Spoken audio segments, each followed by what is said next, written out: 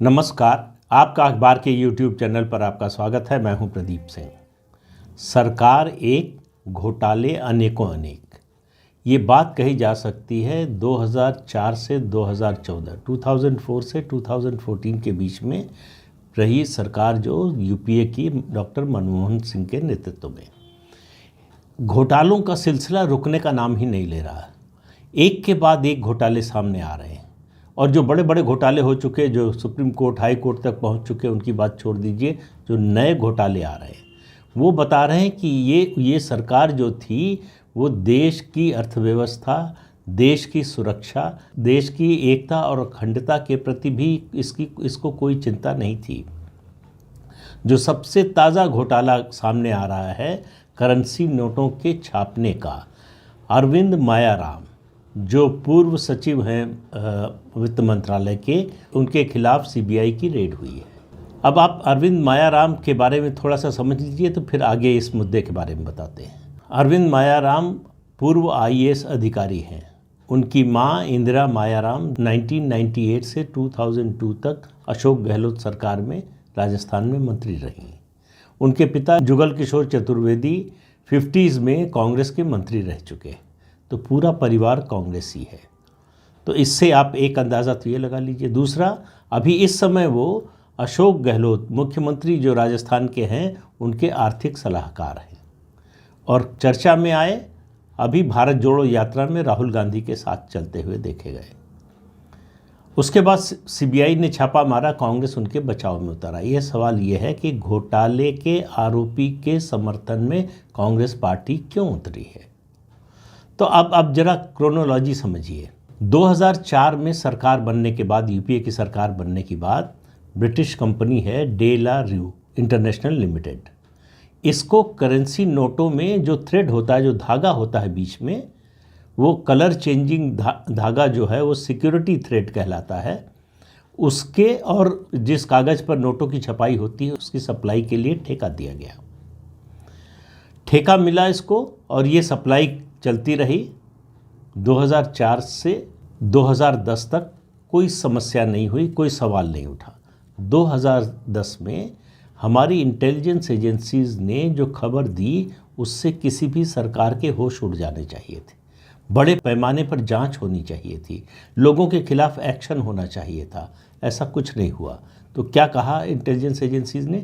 Intelligence agencies ने कहा कि ये कंपनी जो हमें सिक्योरिटी थ्रेड देती है, जो हमें प्रिंटिंग के लिए, करेंसी प्रिंटिंग के लिए पेपर मुहैया कराती है, यही कंपनी पाकिस्तान को भी जो है वो करेंसी प्रिंटिंग के लिए कागज़ देती है और दूसरे इक्विपमेंट देती है।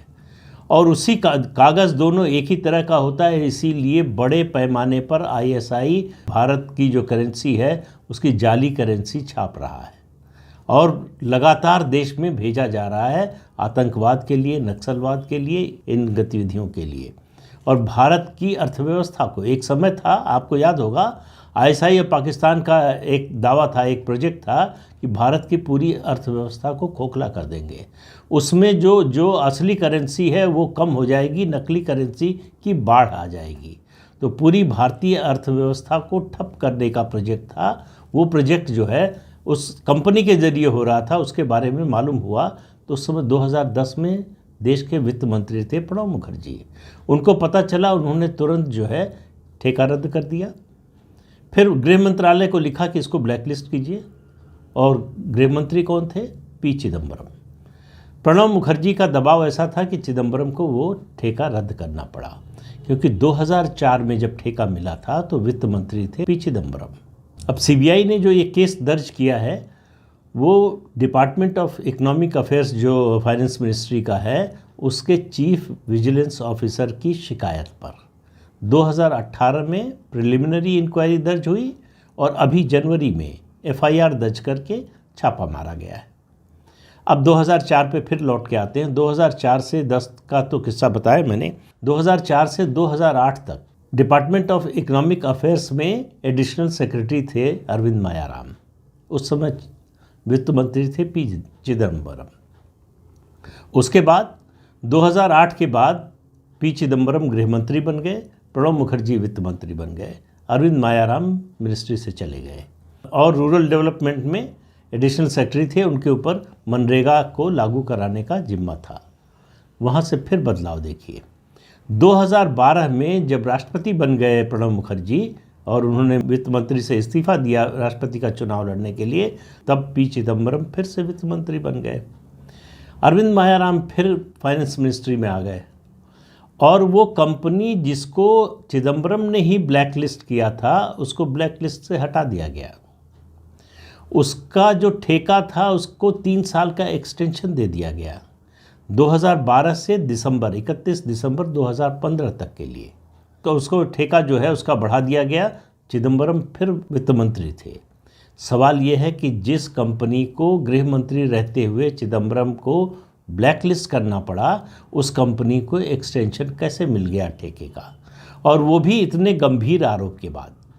और इतना ही नहीं है, उस कंपनी ने 2004 में जब ठेका लिया तो उसने ये बताया भारत सरकार को कि उसके पास भारत के लिए वो जो सिक्योरिटी रेट बना रहा है वो एक्सक्लूसिवली भारत के लिए डेवलप किया है और उसका प्रिंटिंग का, उसका मैन्युफैक्चरिंग का उसके पास लाइसेंस है, यानी पेटेंट है।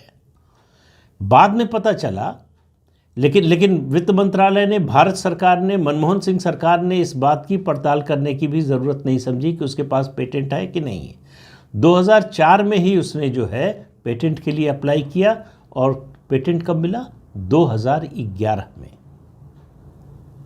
तो जब उसने ठेका लिया, जिस आधार पर लिया वो भी आधार झूठा था कि उसके पास एक्सक्लूसिव राइट है, पेटेंट है। उसके पास न पेटेंट था न एक्सक्लूसिव राइट था सिक्योरिटी थ्रेड की मैन्युफैक्चरिंग का, फिर भी उसको दिया गया। अब इससे बड़ा देश के साथ धोखा क्या हो सकता है? मैं पी चिदम्बरम के बारे में बिल्कुल नहीं कह रहा हूँ कि उसमें शामिल थे, लेकिन अगर शामिल नहीं थे तो ये कैसे हो रहा था? वित्त मंत्री की जानकारी के बिना क्या कोई उनके मंत्रालय का अधिकारी एक ऐसी कंपनी का ठेका एक्सटेंड कर सकता है, 3 साल के लिए बढ़ा सकता है, जिसको ब्लैकलिस्ट किया हो उसी वित्त मंत्री ने गृह मंत्री रहते हुए? ये अद्भुत कारनामा आपने दुनिया में कहीं सुना ही नहीं होगा। तो अब सवाल ये है कि जिन लोगों ने अब ये मामला खुला है, अरविंद मायाराम के यहाँ से काफ़ी डॉक्यूमेंट बरामद हुए हैं और दूसरी सूचनाएं मिली हैं। चूँकि प्रिलिमिनरी इंक्वायरी इस मामले में सीबीआई कर चुकी है, इसलिए उसके पास और भी जो है डॉक्यूमेंट्स हैं और तथ्य हैं। सवाल ये है कि ये कहाँ तक जाएगा। सवाल ये नहीं अरविंद मायाराम का। अरविंद मायाराम एक छोटा सा प्यादा है, उसके पीछे कौन था, बल्कि मैं सवाल उठा रहा हूँ कि उसके पीछे कौन कौन था।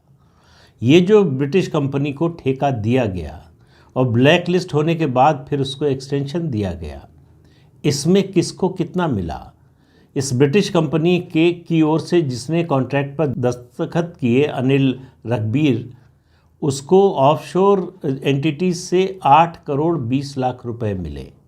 और ये पैसे जो ब्रिटिश कंपनी है उसने जो अनिल रघबीर को पैसे दिए, चाहे आप कमीशन के नाम पर कहिए चाहे आप फीस के नाम पर कहिए, उसके अलावा है। और ऑफशोर एंटिटीज से पैसा किसको आता है, कैसे आता है, ये आपको पता है।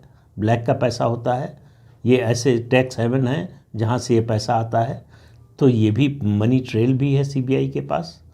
तो मुझे लगता है कि जल्दी ही इसमें ईडी की एंट्री होने वाली है, और ईडी की एंट्री होने वाली है तो ये मामला अरविंद मायाराम तक नहीं रुकेगा। अरविंद मायाराम की गिरफ्तारी होना भी आप मान लीजिए कि तय है। कब होगी ये मुझे पता नहीं, ये तो एजेंसी ही तय करेगी कि कब गिरफ्तार करेगी या बिना गिरफ्तारी के जो है चार्जशीट फाइल होगी, ये एजेंसी को तय करना है। लेकिन इतना निश्चित रूप से कहा जा सकता है कि जिस तरह का ये मामला है वो अरविंद मायाराम तक नहीं रुकेगा। इसके पीछे राजनीतिक लोग हैं, इसके पीछे यूपीए सरकार के बड़े लोग हैं, इसके पीछे कांग्रेस के बड़े लोग हैं। कौन कौन है इसका जांच में खुलासा होगा। कहा यह जा रहा है, इसका कोई प्रमाण नहीं है, कहा यह जा रहा है कि ये सब जानने के बाद 2016 से इस कंपनी को कोई कॉन्ट्रैक्ट नहीं मिला है, इस सरकार ने उसको कोई कॉन्ट्रैक्ट नहीं दिया। 31 दिसंबर 2015 तक जो कॉन्ट्रैक्ट था वो ख़त्म हुआ, उसके बाद कोई कॉन्ट्रैक्ट नहीं मिला। लेकिन इसी की वजह से जाली करेंसी जिस बड़े पैमाने पर आईएसआई छाप रही थी और आतंकवादियों और नक्सलियों को सप्लाई कर रही थी और मार्केट में झोंक रही थी भारत में, वो एक बड़ा कारण था नोटबंदी का। तो नोटबंदी के बहुत से कारण जो पहले पता नहीं थे, अब ये कारण नहीं पता था। सरकार ने सिर्फ इतना कहा था कि जो है जाली करेंसी का चलन बहुत ज़्यादा बढ़ गया है। क्यों बढ़ गया है? इस वजह से, इसी वजह से नोटबंदी से सबसे ज़्यादा तकलीफ कांग्रेस के नेताओं को हुई, ख़ास तौर से जो लोग जानते थे इस घोटाले के बारे में। तो इस घोटाले के तार जो है वो निश्चित रूप से बड़े कांग्रेसी नेताओं तक पहुंचेंगे। कौन कौन उसमें शामिल था, ये जांच आगे बढ़ेगी तो पता चलेगा। लेकिन आप मान कर चलिए कि ये ऐसा घोटाला है जिसमें देश की सुरक्षा को खतरे में डाला गया, जिसमें देश की अर्थव्यवस्था को खतरे में डाला गया, जिसमें देश की एकता और अखंडता के लिए खतरा पैदा करने की कोशिश हुई। और उसमें अगर एक पॉलिटिकल पार्टी जो सत्तारूढ़ दल उस समय का था उसके लोग शामिल हैं तो उसके क्या मतलब होते हैं? क्या उस पार्टी को या उस पार्टी के जो नेता इसमें शामिल थे उनको राष्ट्रप्रेमी कहा जाएगा या राष्ट्रद्रोही कहा जाएगा? इस सवाल का जवाब मैं आपके ऊपर छोड़ता हूँ। आप तय कीजिए कि ऐसे लोगों को क्या कहना चाहिए और ऐसे लोगों के बारे में अदालतों का क्या रुख होना चाहिए। क्यों नहीं इसको फास्ट ट्रैक कोर्ट में डालकर इस मामले का जल्दी से जल्दी निपटारा हो। ऐसे लोगों के चेहरे बेनकाब हों जो इस देश की सुरक्षा और इस देश की अर्थव्यवस्था को खतरे में डालना चाहते थे और जो आतंकवादियों और नक्सलियों की मदद कर रहे थे, जो आपराधिक तत्वों की मदद कर रहे थे। ऐसे लोगों का बेनकाब होना बहुत ज़रूरी है देश के लिए। तो इस अंक में इतना ही। अगले अंक में फिर मिलेंगे किसी नए मुद्दे के साथ। तब तक के लिए अनुमति दीजिए। आपसे अनुरोध है कि ये चैनल देखिए, शेयर कीजिए, लाइक कीजिए और सब्सक्राइब ज़रूर कीजिए। नमस्कार।